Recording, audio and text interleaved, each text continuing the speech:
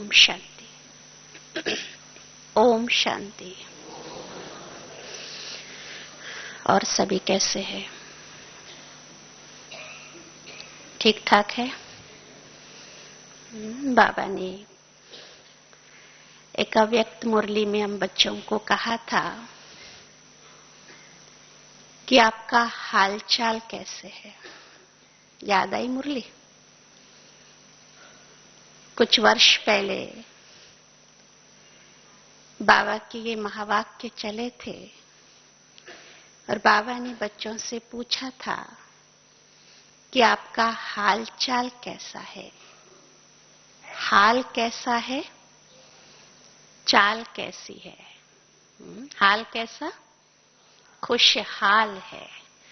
बाबा के बच्चे हमेशा खुशहाल। और चाल कैसी?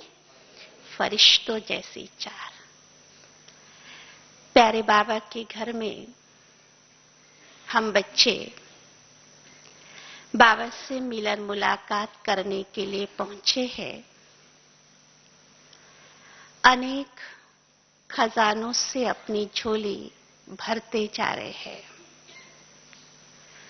आज भी बाबा ने मुरली में बहुत सुंदर बात कही। शिव बाबा का भंडारा भरपूर, काल कंटक दूर। कौन से भंडारे की बात की बाबा ने? ज्ञान रत्नों का भंडारा। स्वयं भगवान हमें रोज सुबह सुबह ज्ञान रत्नों से थालियां भर भर के हमारे सामने रखते हैं। कितना उन रत्नों को हम अपने अंदर डालते जाते, लेते जाते, समाते जाते, या यूं कहे कितना हम ज्ञान रत्नों को दिन भर यूज करते हैं। जैसे आज का टॉपिक सुन रहे थे, स्वराज्य अधिकारी का स्वरूप। बाबा के 15 तारीख के वो महावाक्य याद आ रहे हैं। बाबा ने कहा, आप मेरे राज दुलारे बच्चे। याद आई मुरली? सबने मुरली ले ली होगी, कॉपी अपनी अपनी। बाबा ने कहा, आप दुलारे क्यों हो? क्यों दुलारे? अभी 2 दिन पहले के बाबा के महावाक्य हैं, सभी के पास मुरली भी रखी होगी। बाबा ने कहा, राज दुलारे। दुलारे क्यों? दूसरी ही लाइन है, क्यों दुलारे? 3 तख्त मिले हुए। कौन कौन से? स्वराज्य का तख्त, दूसरा बाबा का दिल तख्त, और तीसरा भविष्य का। तो पहला स्वराज्य का तख्त। हम अपने आप से पूछे, क्या मैं आत्मा अपने तख्त पर सुबह से लेकर रात्रि तक अपनी सीट पर सेट रहती हूं, विराजमान रहती हूं? ऐसा तो नहीं है जिस सीट पर बैठे हुए हैं, आप भी सीट पर बैठे हुए हैं। आज सारा किस्सा दुनिया में किसका चलता? सीट का, कुर्सी का। दुनिया में अगर देखा जाए तो वो कुर्सी, वो सीट देखते हैं तो उसके होते हैं 4 पैर, पता है ना? एक पैर भी थोड़ा सा हिलने लगता है तो क्या होता? पहले से ही खुद भी हिलने लगते हैं और कुछ देर बाद गिर भी जाते हैं। तो सुबह से रात्रि तक हम अपनी चेकिंग करें कि कहीं ऐसा तो नहीं जिस सीट पर हम बैठे हुए हैं उस पर हमारी सेटिंग ठीक से हुई है कि हिल रही है? हिल रहे हैं या अच्छी तरह से सेट हुए हैं? क्योंकि स्वराज्य अधिकारी, स्वयं पर राज्य करना है। मैं कौन? मैं कौन? भूल गए पहला लेसन? मैं कौन? कैसे राज्य करेंगे स्वयं पर? कर्म इंद्रियों पर। कर्म इंद्रियां फिर भी बाह्य रूप से पहले सूक्ष्म शक्तियां। कौन सी सूक्ष्म शक्तियां? मन और बुद्धि। बाबा ने कहा कि एक छत्र राज्य है कि कहीं और दूसरा भी राज्य है। कहीं ऐसा तो नहीं कि माया का भी राज्य चल रहा हो साथ में। मन कुछ और का कह रहा है और कर कुछ और रहे हैं। आत्मा निर्देश कुछ और दे रही है और कर्मेंद्रियों से कार्य हम कुछ और कर रहे। मन के द्वारा संकल्प हमारे कुछ और चल रहे हैं।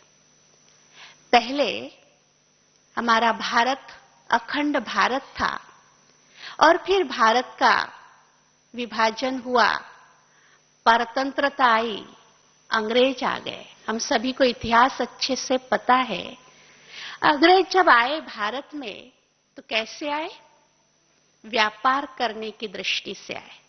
प्यार प्यार से उन्होंने हमारे अपनों में ही क्या किया? फूट डलवाए। प्यार से हुआ ना व्यापार किया तो। और धीरे धीरे करके खास राज्य अपना लिया और उसके बाद हमें इतना 150 वर्षों तक उनके साथ संघर्ष करना पड़ा। इसी प्रकार से बाबा भी हम बच्चों को कहते, कई बार हम माया को भी प्यार से आने देते हैं। बाबा कहते हैं ना कि माया को क्या करते? थोड़ा सा दरवाजा खुला छोड़ते, आने देते। जैसे ही माया अंदर प्रवेश करती है उसकी क्या करते? खातिरी करते। जब हमारे घर कोई मेहमान आते तो सबसे पहले क्या पूछते? चाय पानी पूछते है ना। मेहमानों की खातिरी की जाती, चाय पानी पूछते, नाश्ता पूछते, वहां फिर प्यार से बात करते। इसी प्रकार से माया को भी हम क्या करते? चाय पानी पूछते, कुछ न कुछ प्यार से उसको बैठने देते। धीरे धीरे जब उसकी खातिरी करने लगते, ऐसे वो जम जाती, ऐसे वो बैठ जाती, धीरे धीरे हमारे ऊपर ही वो राज्य करना शुरू करती। और इसीलिए बाबा ने कहा, चेक करें कि एक छत्र राज्य है कि माया का भी राज्य है। कहीं ऐसा तो नहीं साथ साथ में 2 राज्य चल रहे हो। यहां अगर बहुत समय तक एक का ही राज्य होगा, बहुत काल का अभ्यास यहां का ऐसा होगा, तो वहां भी हमारा एक छत्र राज्य चलेगा। यहां ही अगर स्ट्रगल होता रहेगा, संघर्ष होता रहेगा, तो वहां भी कम समय उसका फल हमें मिलेगा। और इसीलिए बाबा कहते, पहले ये देखे कि कहीं माया बीच में इंटरफियर तो नहीं करती। कभी नाक से, कभी कान से, कभी कर्मेंद्रिया से, कभी आंखों द्वारा, कभी ऐसे तो नहीं प्रवेश कर जाती हो और हमें पता ही नहीं चलता हो कि कहां से आई, अब इसे हमें कैसे निकालना है। कभी कभी पता नहीं चलता तो क्या होता है? बाबा को कहते, बाबा माया आ गई है, बाबा ये आपकी बच्ची है, आप इसे भगाओ। आप बताओ कैसे भगाए? बाबा कहते, पहले आपने आने दिया, पहले उसकी खातिरी की, अब क्या कह रहे? भगाओ। आने तो हमने दिया था ना, और काम देते बाबा को भगाने का। इसलिए बाबा पहले से कहते, उसका स्वरूप पहचान ले। बड़ा रंग बिरंगा स्वरूप, भिन्न भिन्न रूप से माया आती है और प्रवेश कर जाती है। अब हमें स्वराज्य अधिकारी बनना है, स्वयं पर राज्य करना है। आज अगर दुनिया में हम बड़ी बड़ी सत्ताओं को देखते हैं, उनके पास आप देखेंगे 2 चीजें होती है। एक होता है मनी पावर, पैसा, धन, और दूसरा होता है मैन पावर, व्यक्ति। दोनों प्रकार का बल उनके पास होता है। आज वही विश्व में प्रबल दावेदार माने जाते हैं, मुखिया माने जाते हैं। अगर हमें स्वराज्य अधिकारी बनना है तो हम भी इन दोनों बातों को चेक करें कि हमारे पास धन बल कितना है, मनी पावर कितना है, और साथ साथ मैन पावर कितना है। दोनों बातों को क्लियर करेंगे। सबसे पहले कि हमारे पास मनी कितनी है, धन कितना है। जहां धन की बात आती, बाबा है ज्ञान का सागर, बाबा है सर्व गुणों का सागर। जो बात अभी चल रही थी कि बाबा हमें रोज मुरलियों के द्वारा अनगिनत खजाने देता, बहुत कुछ देता है। वो खजाने जिसके लिए बाबा ने 15 तारीख वाली मुरली में भी कहा था कि मेरे बच्चों के पास सर्व खजाने हैं, बच्चे सर्व खजानों के मालिक है। उनमें एक विशेष खजाना बाबा ने अंडरलाइन कराया था। कौन सा? समय का खजाना। और कौन सा? खुशी का खजाना। ज्ञान का, समय का, खुशी का। जहां बाबा सर्व खजानों की बात करते हैं, अक्सर करके हमें एक दो खजाने याद रहते, बाकी खजानों को हम कभी कभी भूल जाते, विस्मृति आ जाती है। बाबा ने इस बात को भी याद करने के लिए एक सहज बात बताई कि हमारे मुख्य 4 सब्जेक्ट्स है। हम स्टूडेंट्स है, पढ़ाई पढ़ रहे हैं, 4 विषय। कौन कौन से? ज्ञान, योग, धारणा और सेवा। पहला खजाना बाबा हम बच्चों को देते, ज्ञान का खजाना। दूसरा है योग सब्जेक्ट, योग विषय। योग के द्वारा खजाना, योग के द्वारा खजाना बड़ा सिंपल, शक्तियों का खजाना। जब बाबा से हम योग लगाते तो हमें क्या मिलती? शक्तियां मिलती है ना। बाबा पावर हाउस है, कनेक्शन जोड़ते तो हमें क्या मिलता? पावर्स मिलती है, शक्तियां मिलती। तो दूसरा खजाना योग द्वारा शक्तियों का खजाना। तीसरा विषय हमारा कौन सा? धारणा का। धारणा द्वारा कौन सा खजाना? क्या धारण करना है? दैवी गुणों को। क्योंकि हमारा लक्ष्य क्या है पढ़ाई का?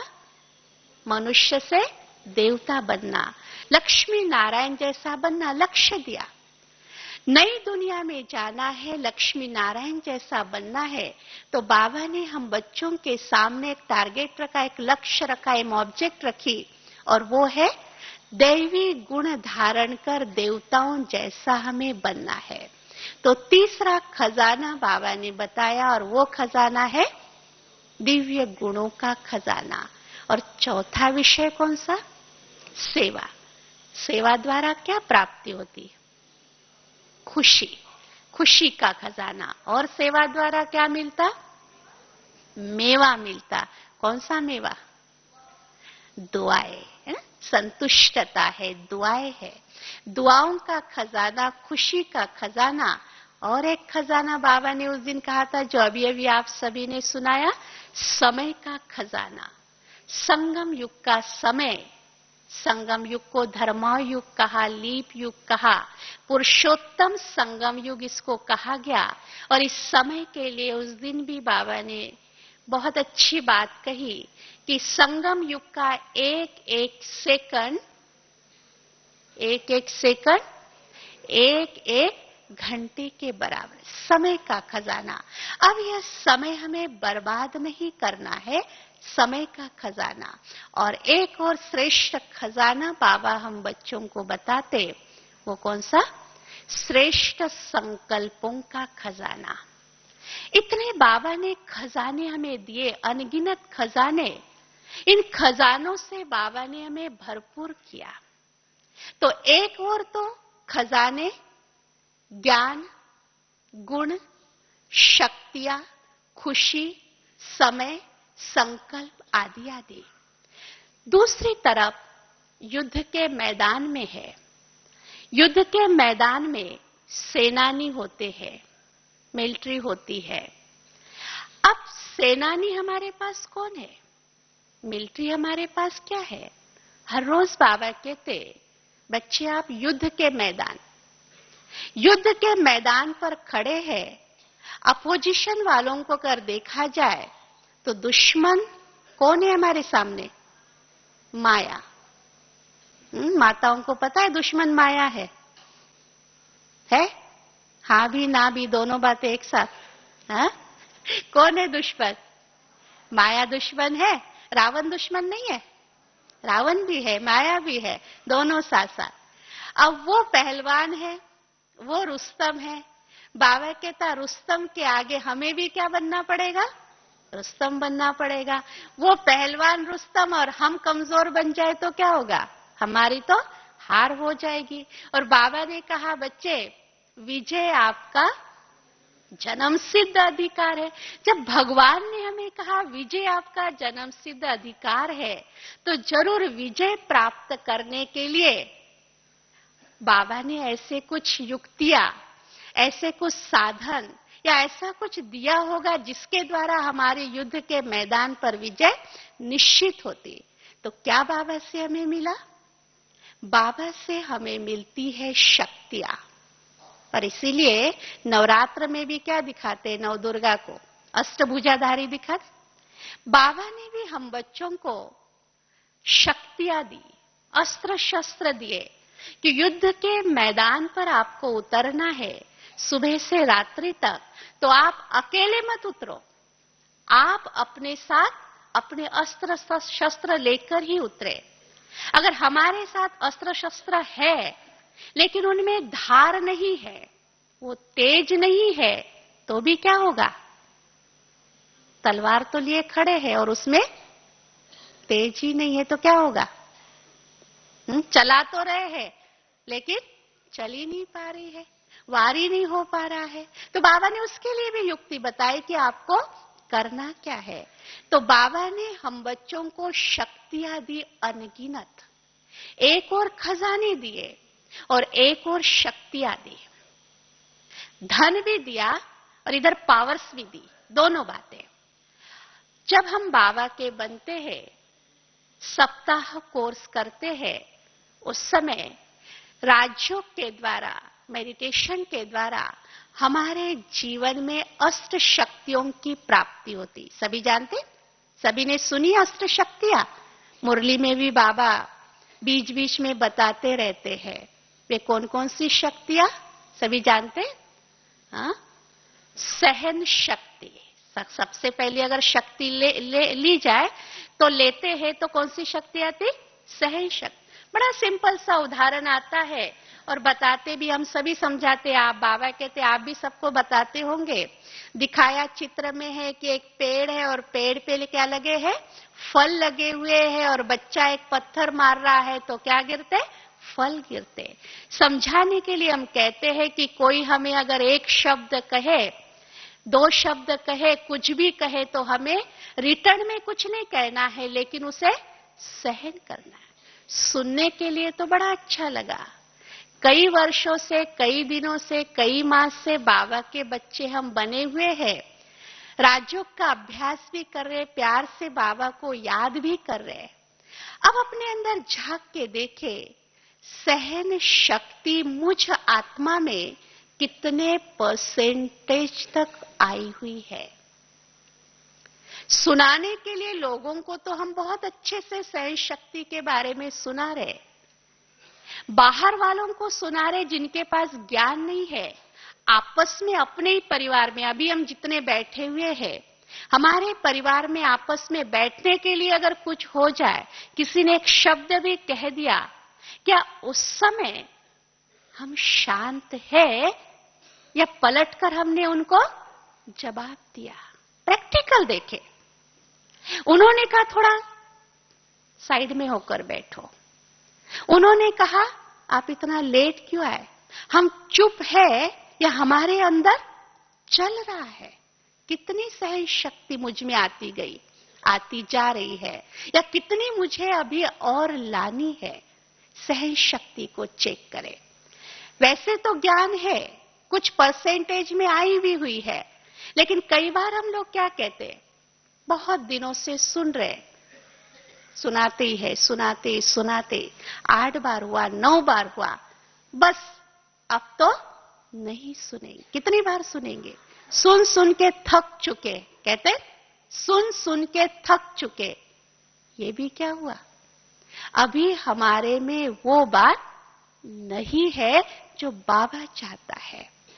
सहन शक्ति, दूसरी शक्ति कौन सी बताई? समाने की शक्ति। उस दिन बाबा ने मुरली में समाने की शक्ति को याद किया कि आवाहन करेंगे समाने की शक्ति को और उसके बजाय कोई और ही शक्ति आ जाए, ऐसा तो नहीं है।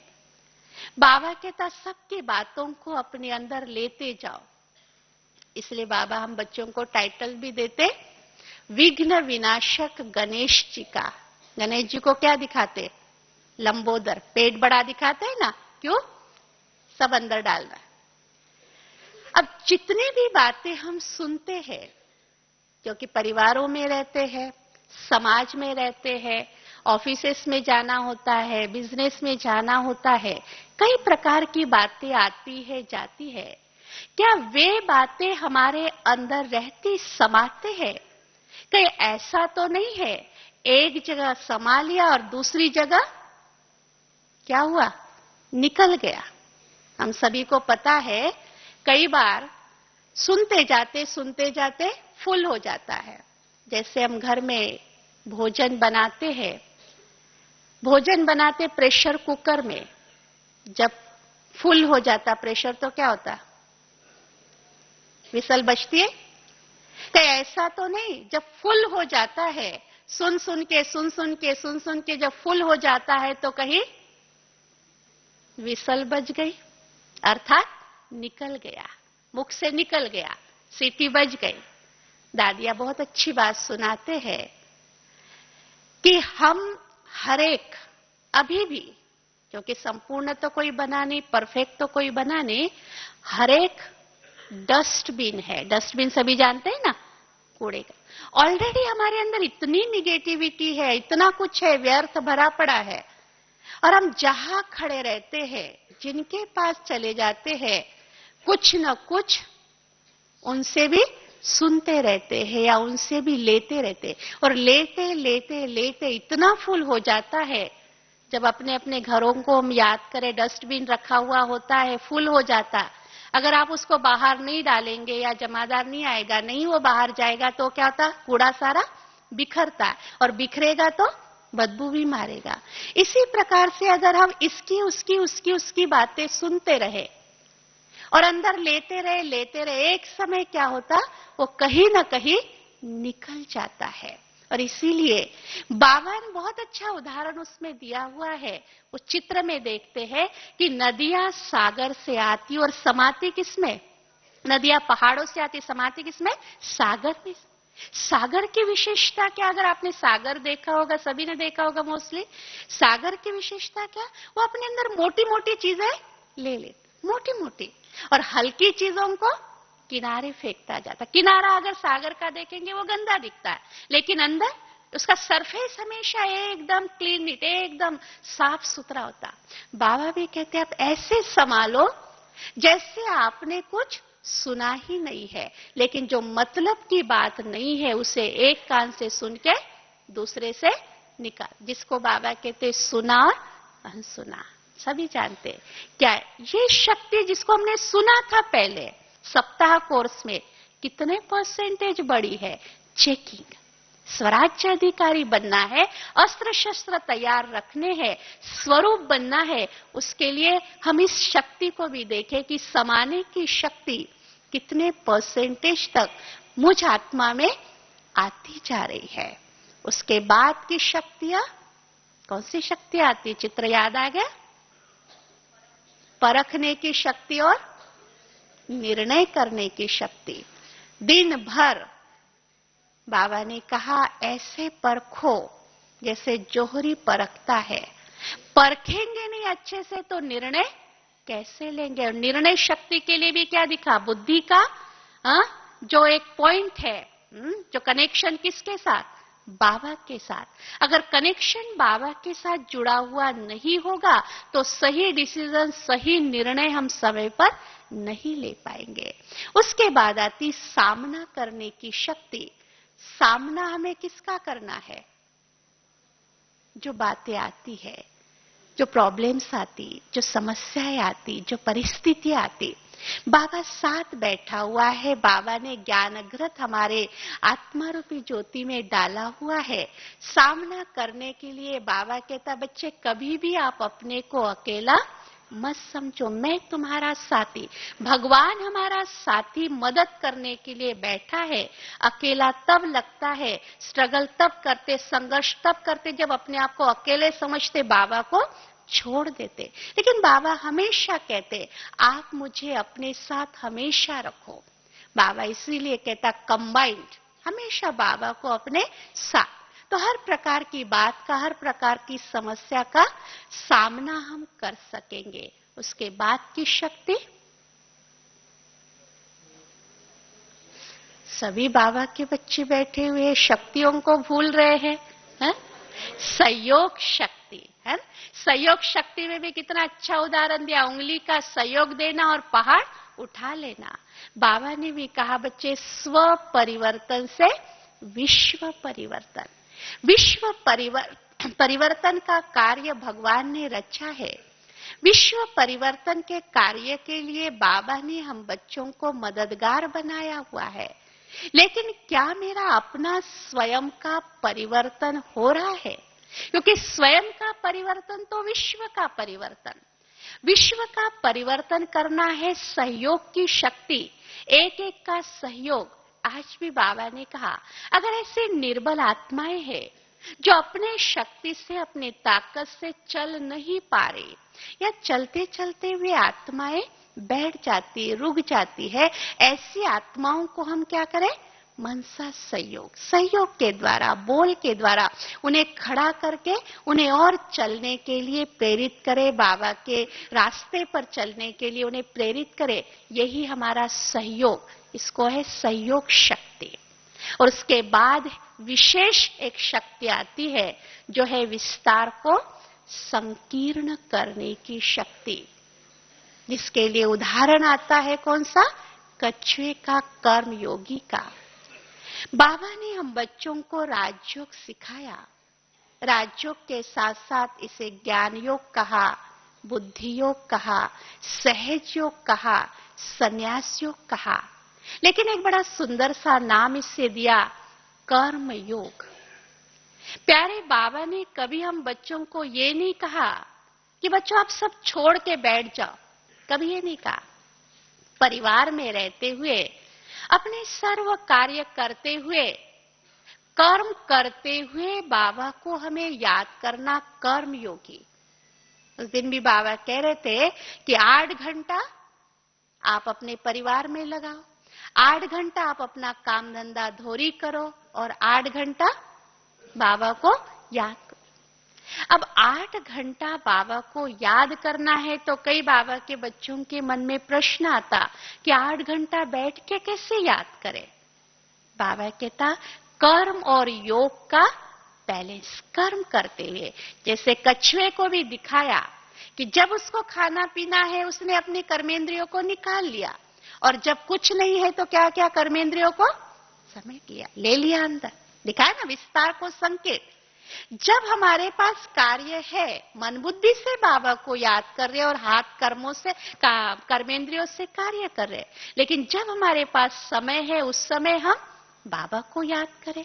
कर्म योगी, कितना हम बाबा को याद करते। कल दादी जी सुना रहे थे, गुलजार दादी, बहुत अच्छी बात बाबा ने एक बार कही थी कि बच्चों को कम से कम 12 बार याद करना है।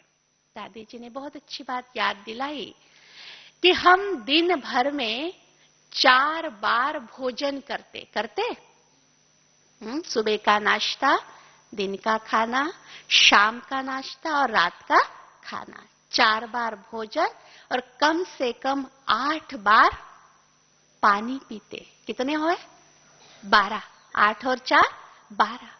जितने बार हम पानी पीते या जितनी बार हम भोजन या नाश्ता करते, उस समय भी अगर हम बाबा को याद करें तो कितना जमा हुआ। हम ये नहीं, ये कई बार हम लोग कहते हैं ना, हमारे पास तो फुर्सत ही नहीं, हम बैठ के बाबा को याद नहीं कर सकते, समय कैसे निकाले। पिछली बार भी बाबा ने कहा था 5 स्वरूपों का अभ्यास करो। बाबा अलग अलग युक्तियां बच्चों को देते रहते। ऐसे दादी जी सुना रहे थे कि हम कम से कम 12 बार जब जब हम खाना खाते, पानी पीते, चाय पीते, होता है ना, हाँ 2 मिनट तो लगते, हाँ 1 मिनट तो लगता, थोड़ा समय तो लगता, हाथ में ग्लास आता या हाथ में कप आता है, लेते हैं, सिप करते हैं, भोजन यहाँ तक भी जाता, तो कितना समय, उतना ही समय हम काउंट करें, उतना ही समय हम बाबा को याद करें। तो कर्म और योग का बैलेंस दिन भर चलता रहे। जब जब हमारे पास समय है बाबा की याद में बैठ जाए, और जब समय नहीं है तो मन बुद्धि से बाबा को याद भी करे और साथ साथ कर्म भी करते रहे। और लास्ट शक्ति आती है अष्ट शक्तियों में। वो कौन सी शक्ति? समेटने की शक्ति। क्या दिखाया? बोरी बिस्तर। हम सभी अपने अपने स्थानों से यहां तक आए, क्या क्या उठा के लाए? आए ना, सभी अलग अलग शहरों से आए क्या क्या उठा के लाए? याद करें अपनी पर्सनल चीजों को। हमारे घर में अपनी पर्सनल चीजें क्या कुछ नहीं थी ना, लेकिन उठा के कितना लाए यहां तक? 4 जोड़ी कपड़े लाए होंगे, जो भी जरूरी, बहुत जरूरी सामान था वही चीजें हम उठाकर यहां तक लाए, सब कुछ तो नहीं लाए। अब हमें भी यात्रा पर जाना है। मधुबन आने के लिए देखो साल भर से प्रोग्राम बनाया होगा, आप लोगों ने बनाया होगा ना, 6 महीने से बनाया होगा, 1 महीने से बनाया होगा, और आप जैसे ही प्रोग्राम बनाया वैसे एक एक चीज इकट्ठा करना शुरू किया, है ना, पैकिंग करना शुरू किया। आने से पहले रिजर्वेशन था, इस टाइम जाना है, इस दिन जाना है, तो पहले से पैकिंग की। उस यात्रा पर जाना है। और रोज बाबा मुरली में क्या कहता? बस अब घर जा, कहता है ना बाबा, रोज मुरली में कहता, बच्चे याद है घर जाना है, मौत सामने खड़ा है, घर जाना है, घर जाना है, रोज कहता है। कितनी पैकिंग कर ली? बैगेज कितने तैयार किए? कितने पैकिंग की? अटैची लगाई, बैग लगाई, बिस्तर बंद तैयार किया। हाँ, यहां से बाहर भी आप थोड़ा सा शॉपिंग करने जाते होंगे, या कमरे से यहां तक भी देखिए हर एक के पास अपना अपना एक बैग है ना?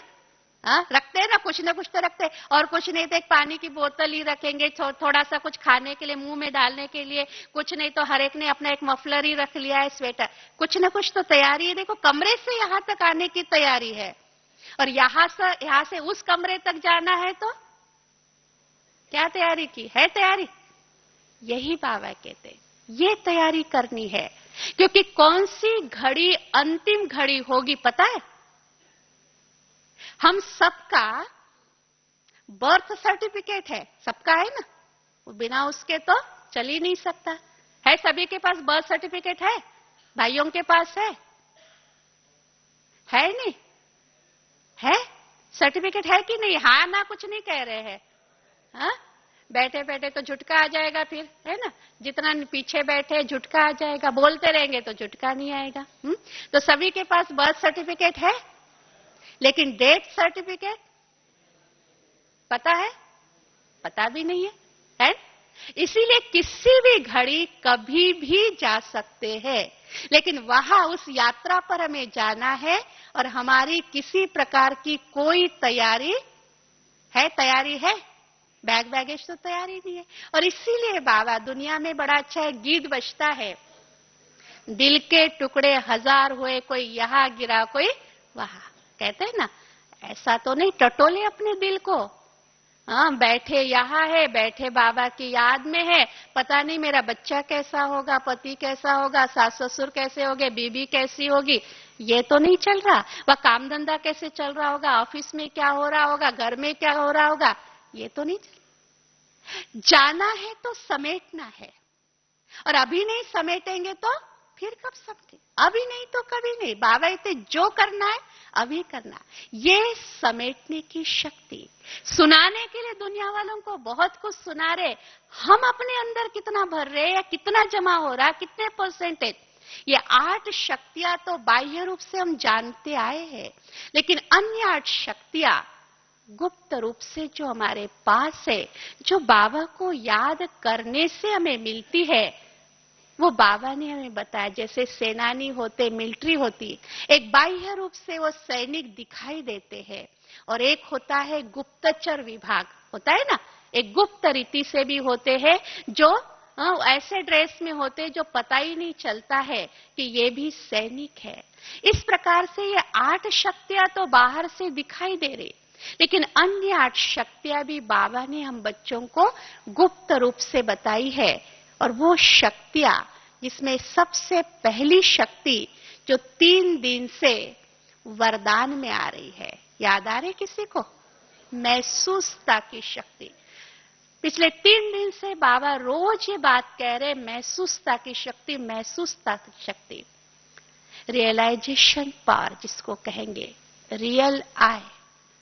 2 चर्म चक्षु तो हम बच्चों के पास है, इन 2 आंखों से तो हम सब कुछ देख रहे हैं, लेकिन तीसरी आंख, तीसरा चक्षु जो ज्ञान का बाबा ने दिया, समझ का बाबा ने दिया, महसूसता कितनी। सबसे पहले बाबा ने कहा, बच्चे आप शरीर नहीं, आप आत्मा। क्या वो हम मुझ आत्मा को महसूस होता है? मैं आत्मा हूं, ये शरीर नहीं। इस शरीर को चलाने वाली मैं आत्मा। जितना जितना सबसे पहला लेसन महसूस होगा, रियलाइज करेंगे, उतनी उतनी वो अनुभूतियां बढ़ती जाएगी, और जितनी अनुभूतियां बढ़ती जाएगी उतना परिवर्तन आएगा। नेक्स्ट, दूसरे नंबर की शक्ति सूक्ष्म शक्तियों में आती, पहली महसूसता की शक्ति और दूसरी है परिवर्तन की। अगर मुझे ये महसूस ही नहीं हो रहा कि मैं गलत कार्य कर रही हूं, मुझे महसूस ही नहीं हो रहा कि मैं जो कर रही हूं वो विकर्म बन रहा है, या उसका भी हिसाब किताब मुझे देना पड़ेगा, उसका भी विकर्मों का खाता जमा हो रहा, और एक न एक दिन उसे मुझे चुकतू करना पड़ेगा, महसूस नहीं होगा, तब तक मैं अपने में परिवर्तन नहीं ला सकता। अगर मैं अपने में परिवर्तन लाना चाहती हूं, परिवर्तन करना चाहती हूं, उसके लिए वो मुझे पहले महसूस हो, मुझे रियलाइज हो, और जब महसूस करते हैं तो परिवर्तन, जिसके लिए बाबा ने कहा, बच्चे पहले चेक करो और उसके बाद चेक। अगर हम चेकिंग ही नहीं करेंगे, यही चेक नहीं कर रहे कि कैसे चल रहे, क्या चल रहे, क्या हो रहा, क्या नहीं हो रहा, हमारे संकल्पों की क्वालिटी कैसे, हमारे बोल की क्वालिटी कैसे, हमारा व्यवहार कैसा है। कई बार हम कहते हैं मेरा भाव ऐसा नहीं था, लेकिन शब्द निकल गया, शब्द बोल तो दिया। लोग कहते हैं जबान फिसल गई, टंग स्लीप हो गई। कैसे फिसल गई? है तो मेरा अपने ही कर्म इंद्रियों के ऊपर कंट्रोल नहीं। बहुत सहज रीति से लोग कह देते, ये पानी में रहती है ना, इसके लिए क्या कहा जाता? हमेशा किस में रहती? पानी में रहती, जुबान के लिए कहते, इसीलिए फिसल गई। गलती हो जाती तो उसके बहाने तो बहुत आ जाते, लेकिन बाबा इसके लिए स्वराज्य अधिकारी की बात चली। बाबा कहता कि मेरा अपनी ही कर्मेंद्रियों के ऊपर कंट्रोल नहीं, चेकिंग नहीं हो रही, तो चेंज कैसे करेंगे? मैं अगर नहीं देखना चाहूं तो नहीं देखूं, मैं अगर नहीं सुनना चाहूं तो नहीं सुनूं। हंसी की बात एक सुनाऊं, किसी ने बड़ी अच्छी बात कही, कहा कि अगर देखना नहीं है तो आंखें बंद कर लेते हैं। होता है ना, आंखें बंद करने के लिए बंद हो जाती है, बंद करना चाहे तो। कई बार ऐसा होता है कि बोलना नहीं चाहते हैं तो मुख भी बंद कर लेते हैं, लेकिन सुनना न चाहे तो कैसे बंद करेंगे? कैसे बंद करेंगे? ऐसे तो करके रहेंगे नहीं, वो अच्छा नहीं लगेगा। आंखें तो बंद हो सकती, मुख तो बंद हो सकता है ना? तो बहुत अच्छी बात कही कि इसके लिए भी शटर है, इसके लिए भी शटर है, लेकिन इसके लिए कोई शटर नहीं, क्योंकि इसको क्या कहा? दुकान। 2 कान माना ये दुकान हमेशा खुली रहती है, और अपना बिजनेस हमेशा करती रहती है ना। जहां भी खड़े रहेंगे क्या होता है? कुछ ना कुछ अंदर जाता रहता है, और कहा तो यही जाता है भाई एक कान से सुनो दूसरे से निकल जाएगा, होता नहीं है कभी। क्या होता है? यहां से जब जाता है ना, या चलता, चित्त में चलता, वृत्ति में चलता, वृत्त सर्कल चलता रहेगा और चलता रहेगा। जब जब आप योग में बैठेंगे तो क्या होगा? उसी समय वो बात याद आएगी, उसने ये कहा था, उस जगह कहा था, ऐसे कहा था, होता है। और इसीलिए बाबा क्या कहता है, सुनी अनसुनी कर दो, सुनो ही नहीं सबसे पहले। बहुत अच्छी बात दादी जानकी जी ने एक बार कहा था कि कभी भी सुनहरे टोली में नहीं खड़े होना। सुनहरी टोली में ना, जहाँ एक दो खड़ा होता है ना, वहां ही जाके हम भी क्या बात हो रही है, किसकी बात हो रही है, कौन किसकी बात सुना रहा होता है, इंटरेस्ट होता है। हाँ, इसकी उसकी उसकी उसकी सुनते रहते, मतलब भी नहीं होता है।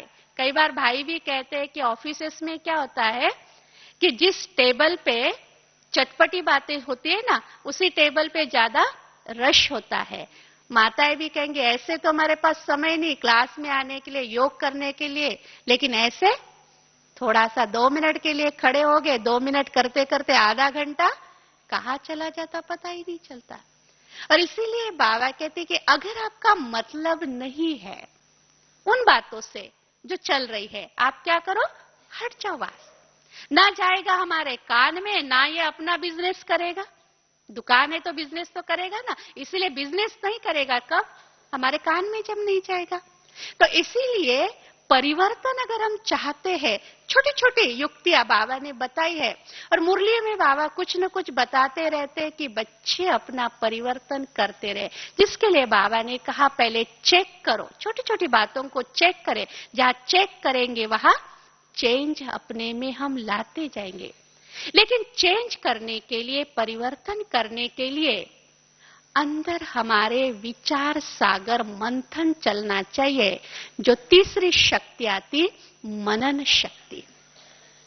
विचार सागर मंथन, दिन भर हमने सुबह सुबह हमने बाबा के महावाक्य सुन ले, प्यारी मुरली सुन ली। बाबा अक्सर कहते जैसे गाय भी क्या करती है, हाँ, चारा खा लेती और फिर बैठ के जुगाली करती। इसी प्रकार से सुबह तो हमने क्लास के समय क्लास में पहुंचे, मुरली हमने सुन ली, लेकिन दिन भर उस पर विचार सागर मंथन करते रहे। और जितना हम विचार सागर मंथन करते रहेंगे, वो हमारी मग्नावस्था आती जाएगी, मनन शक्ति। मनन करते रहेंगे। 3 शब्द आते हैं, अगन, लगन और मगन। बड़े प्यारे शब्द है, बाबा की मुरली में अक्सर आते हैं। एक है अगन माना अग्नि, एक है बाबा को याद करना, दूसरा है बाबा के साथ योग लगाना, और तीसरा है योग अग्नि को प्रज्वलित करना। तीनों के स्वरूप थोड़े से भिन्न है।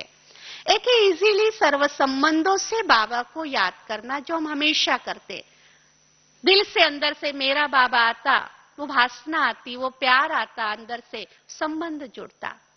दूसरा है बाबा के साथ बैठ के योग लगाना, कनेक्शन जोड़ना, शक्तियां लेना। और तीसरा है योग अग्नि प्रज्वलित करना।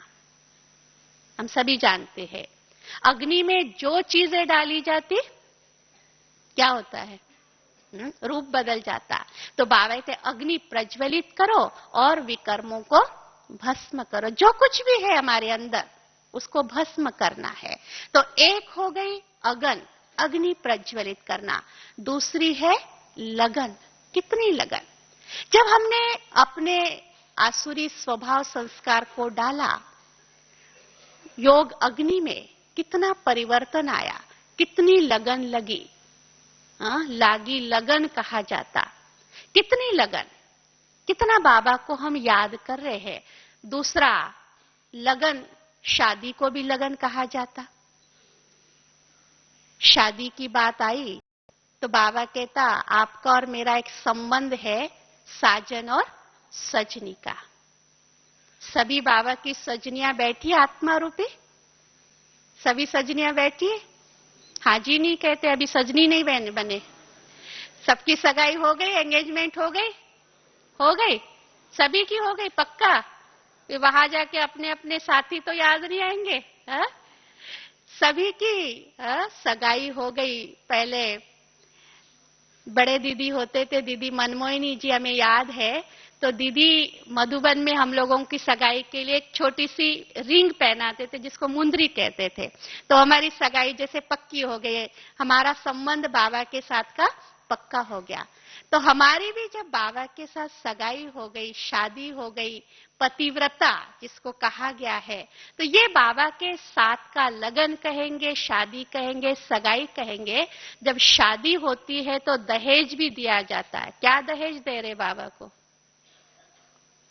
दहेज तो चाहेगा ना, वो पक्ष दहेज चाहता है ना, दूसरा पक्ष। आजकल तो बहुत चलता है, क्या दहेज दे दिया, देना है, देंगे, क्या कहेंगे? दिया, दहेज दिया कि अभी रखा पड़ा है, मौके पे देंगे? हाँ, दे रहे, धीरे धीरे दे रहे, हाँ, धीरे धीरे दे रहे। बाबा को तो एक साथ देना चाहिए ना। तो ये लगन है ना, बाबा को सब कुछ कहते तो है ना, बाबा सब कुछ आपका। जब हम बाबा को कहते बाबा सब कुछ, तन मन पहले भक्ति मार्ग में हम कहते थे तन मन धन सब कुछ तेरा, क्या लागे मेरा। अब जब बारी आती है करने की तो क्या होता है? हाँ, थोड़ा सा रख लेते हैं आईवेल के लिए। पता नहीं किस समय बाबा हंसी में कहता है, जब क्रोध देने की बात आती है तो सोचते क्या है, दे तो दिया, लेकिन कभी कभी बच्चों के आगे करना पड़ता है, आ जाता है, रखना पड़ता है। अगर न हो ना, पता नहीं लोग हमें कितना कमजोर समझे। नहीं, बाबा के तो सब कुछ दे दो। फिर बाबा मदद करने के लिए बैठा हुआ है। तो बाबा के साथ का हमारा लगन, हमारा कनेक्शन, हमारा संबंध, हमारा रिलेशन बाबा के साथ का कितना पक्का, ये चेक करें। तो अगन, लगन और मगन, तब जाके मग्नावस्था। मस्त फकीर जो बाबा मुरली में हम बच्चों को कहता, मस्त फकीर। आपने फकीरों को देखा होगा, फकीर कैसे होते?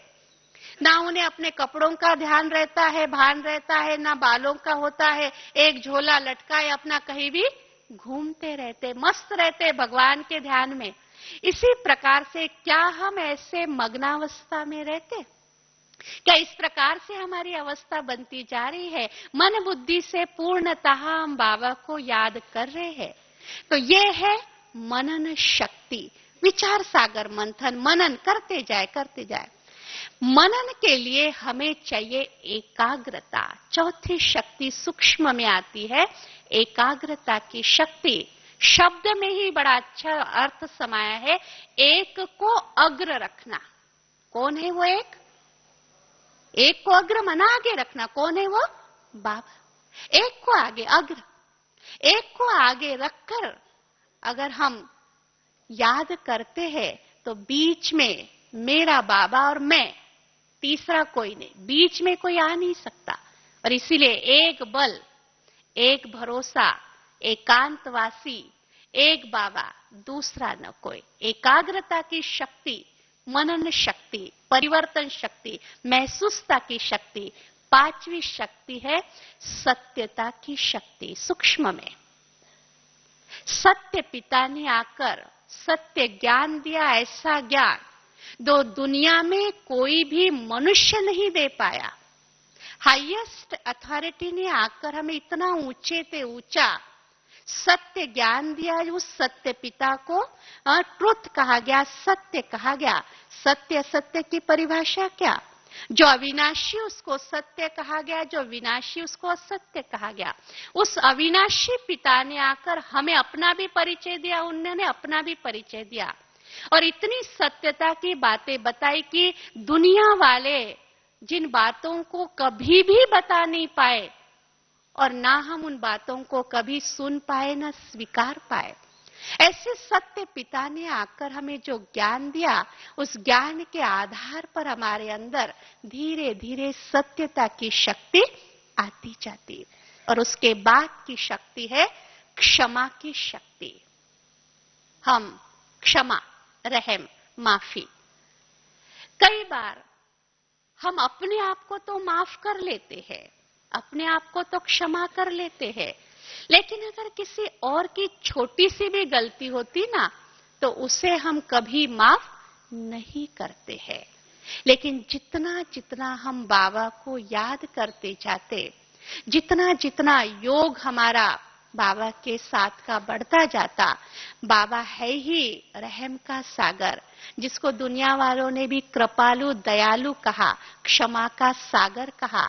बाबा जो क्षमा का रहम का सागर, बाबा के हम बच्चे कौन? मास्टर हो गए। तो बाबा कहते आप बच्चों में भी ये शक्ति आती जाए, और वो शक्ति है क्षमा। क्षमा करना बहुत बड़ी बात है।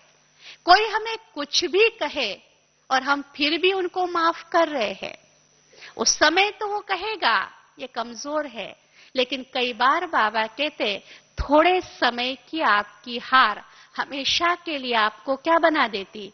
विजयी बना देती। तो ये है क्षमा की शक्ति। उसके बाद आती है शीतलता की शक्ति। अक्सर बाबा शीतला देवी या शीतल देव भी कहते हैं। दुनिया में अगर आप देखें, अनेकों प्रकार की अग्नि आपको दिखाई देगी, आग दिखाई देगी।